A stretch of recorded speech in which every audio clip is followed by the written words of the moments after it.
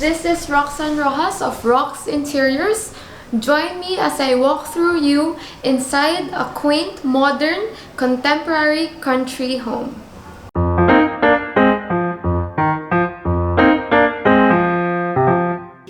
As we go inside, these are the snippets that you will see.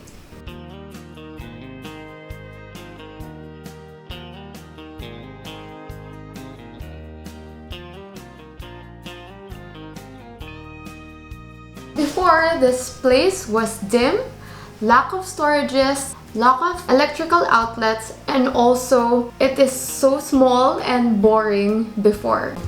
But first, let's start with a lime wash finish na sage. So this is the third time that I've used it in one of our projects. So the two clients found me because I'm the expert in lime wash finishes. Tapos, this client naman, this time, I suggested and probably educated her about why use lime wash instead of just paint. Ayun, non-toxic, earth-friendly, yung mga ganon. Also, it fits the vibe of the place kasi dapat originally darker siya, parang olive green. Ito sage na muted lang na green, very calming.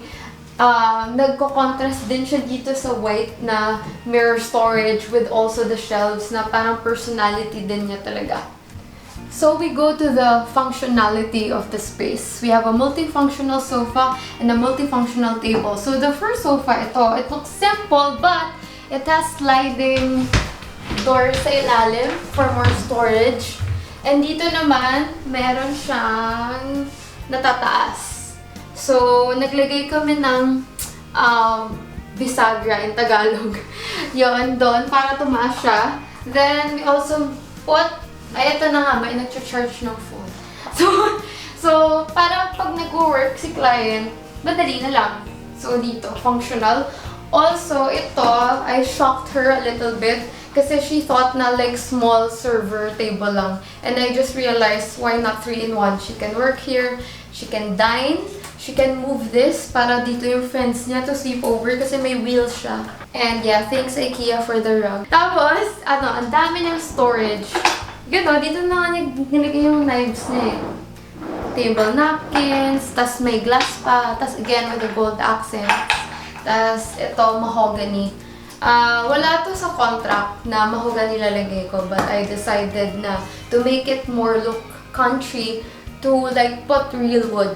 Before, the place was so dim, it was khaki brown. Now we changed it into parang whites, then accents of golds, greens, grays, and wooden elements. Then we go to the flooring. One of my favorites sa condos, it's easier to install. Water resistant, scratch resistant, then normal wood and laminates, which is SPC flooring. Stone plastic composite flooring. Yun. So, medyo hindi pa siya masyadong nagagamit, but I'm glad that the client is open also to we use that. Then, the lighting. The story neto, of course, budget constraints. And we want to fit the 3 weeks. Tapos na kami 3 weeks and 2 days lang. Mas magastos kasi and mas matagal if we change the architectural ceiling. So we put instead, itong very sleek design ng golds. So, ayan, track light. It's so multifunctional kasi anywhere. Kasi pwede ko siya i-change kung saan-saan. Tapos ito yung malaking general lighting. I swear, kahit ito lang nakabukas, so super lighted na. Unlike before. Tapos, yun. Here nga nilagay ko talaga more space for yoga. Hindi ko alam. So, parang hindi siya mukhang cramped up.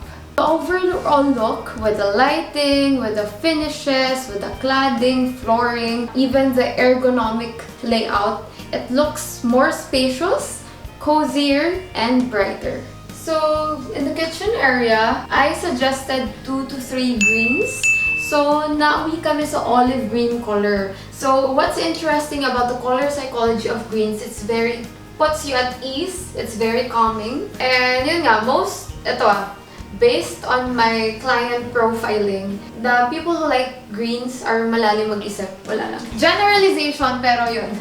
Napansin ko lang din. Tapos, we have a lot of storages. Wala to before, as in walang storage dito, wala rin dito. Tapos yung ref kasi, ayokong pakalat-kalat siya.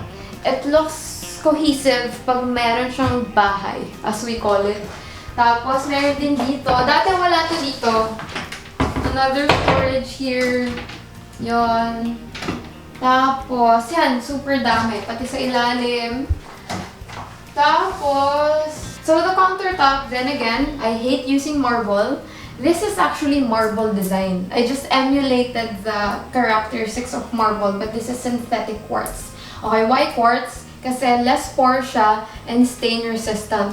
Unlike marble, madali siya mag-stain. There are even videos na nag-circulate sa Instagram, YouTube na pag pinupunasan nila, madali mag-stain. So, definitely not for kitchens and bathrooms. Moving on sa restroom, we didn't do much. So, luckily, gray yung tiles. So, we put mirror na may storage. Tapos, gold accents na may storages din. Tapos, towel holder, towel rings. Tapos, yung lalagyan ng shampoo. So, after the restroom entertainment area, ito, multifunctional also. Kasi, pwede siya while you cook, pwede siya ma-forward. Tapos, pwede siya ma-back. Tapos, wood accents to make it country. Pati yung actually yung cladding country yung ganyan eh. Tapos, may storage din for remotes kasi sayang naman yung space. Also here, customized, 90% here are customized. Tapos ito cladding na PVC, why? Not just because it's pretty, but in psychology, spatial psychology, it makes the space look mas mataas. Since we didn't do much sa ceiling, so dito ko siya dinaya, kumbaga. Then again, plants, para hindi naman boring yan. Going sa bedroom naman. So, very simple. Since we have a small bedroom, pero we maximize the space. So again, sage green. Tapos to accentuate the ceiling, itong cladding. Tapos tricolor lights. Papakita ko na lang sa video. 1, 2, 3. Para may moods. Then the bed. Tapos yung vanity / work area. Dinagdag ko lang to actually. Wala rin to sa plan. Sinurprise ko na lang si client. Tapos may mga saksakan din. Blower, laptop. Tapos sliding na balik-baliktad siya. Pwede rin sa kabila. Pwede full. Para hindi tumama dito. Ang maganda kasi sa sliding, space saver siya. It's like pocket doors. Kaya binubuksan mong pag ganon, tsaka pag ganon, pwede namang slide. Tapos, we made it full talaga na walang awang. Actually, yung secret, para hindi siya pasukan ng ipis, daga, ants, is isisealant mo lahat ng corners. That's what we did, lahat ng cabinets, even sa kitchen. So that's, for termite problems, tip lang. So short story also, the client found us in Google search only. So of course, YouTube videos, I gained her trust because I have another overseas client sa US. So she's from Singapore. So we made deals online.